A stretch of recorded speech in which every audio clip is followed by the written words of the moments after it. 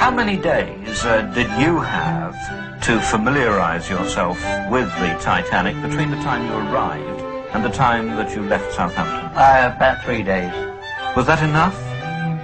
Well, you wanted a week to go all around the Titanic.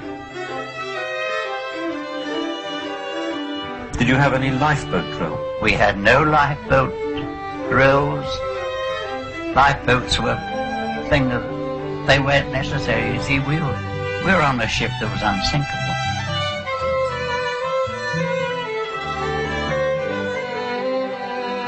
A couple of tenders came out with passengers and mail.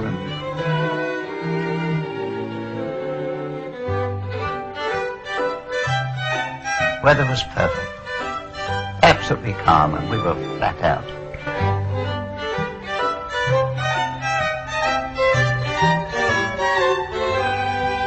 You could smell ice. I knew it because you can smell it. What do you mean? Keenness, a keenness in the air. There's something about ice that you can smell. I was talking to a pal of mine. He was sitting on my bunk. All of a sudden, she came to a halt. There was no fuss. It was like putting your brakes on a car, and you gradually came to a halt. And I went forward on the promenade deck, and I looked down. I couldn't see any damage at all above the waterline. What I did see was ice in the well deck, the forward well deck. And I thought, hello, we've hit an iceberg. By then, the captain had ordered out lifeboats and women and children. Lower the lifeboats and stand by. That was the order. Stand by. This is only a precautionary measure. The drop from The boats are perfectly safe. the boat deck to the water was about between 70 and 80 feet. And you could hardly see the water, and people didn't want to go. I'd rather not. They got in their mind she was unsinkable. I was thrown in. I mean, you know, he just picked me up and threw me in. Sit down! She's the last. She was gradually taken in the water, and she was gradually listing over to port. Then I thought, well, I don't know, there's something very serious now. I looked up as the boat went down the side. It's a terribly long way down to that dark sea. I remember looking up and seeing him leaning over, saying, "Be good, look after Mummy." And that was the last I saw of it. We rode out. I don't know how far it was, but it was beautiful, just a beautiful sight. It was, all the lights were on in the Titanic, and it was listing just a little bit in the front, you know, going down. But it was a beautiful sight.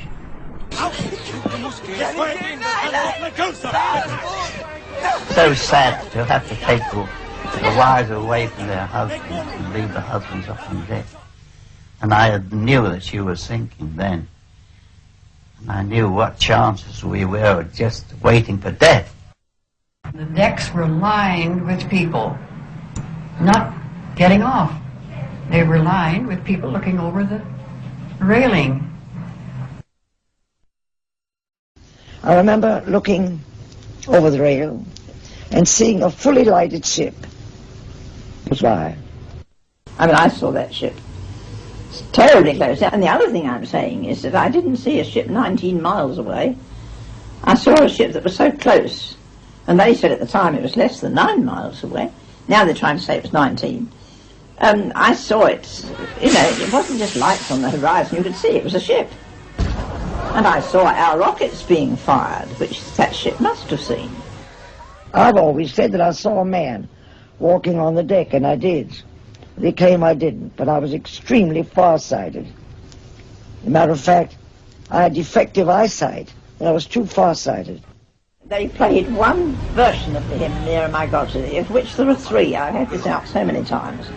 And the one they played was the one that was played in church.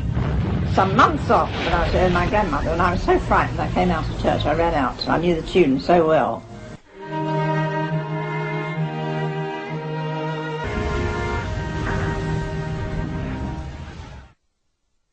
I said to my father, see that light of that ship?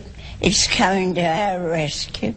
Hardly said the words when the light was turned off and left us in the dark. She gradually sank by the head, and you could feel everything going through her. Rumble, everything movable going down. We had two boards on the stern of the Titanic which said, keep clear of propeller blades. And I was on the port one, hanging on. So much debris floating, and bodies dead and alive were all around there. So there were hundreds of them around the stern of that ship. They'd all seemed to drift down that way. And eventually I slid off. And I had a life jacket on, and I hit the water with a crash. But I didn't hit anything in the water. I was lucky, very lucky. Then when the water rushed into the boilers, there was a terrible explosion. And that's when I thought the boat broke in half. And that's when the people started jumping into the water and screaming. That's when they screamed. It was terrible. And I didn't close my eyes at all. I saw that ship sink. And I saw that ship break in half. She came out of the water, up like that, and then she went flat down into the sea. And the forepart went down nose first, and the stern of that ship stood up in the water for quite a long time, or it seemed a long time to me, and then keeled over. She went down and she came up. She was almost vertical out in the water. Cold, freezing. That's what killed everybody. They didn't last long. They didn't last long. Anyway, when I found Rick's, and he'd hurt himself. He'd hurt his legs. He dropped on something. And he didn't say very much. He was a great big fellow, too. Very good swimmer. And he died. And I was eventually, I seemed to be all by myself. The cries, help, and prayers had all subsided, and everything was quiet. And people, some of them, didn't leave their cabins even.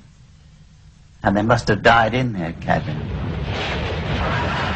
And they must have suffered more than I did. Gradually dying.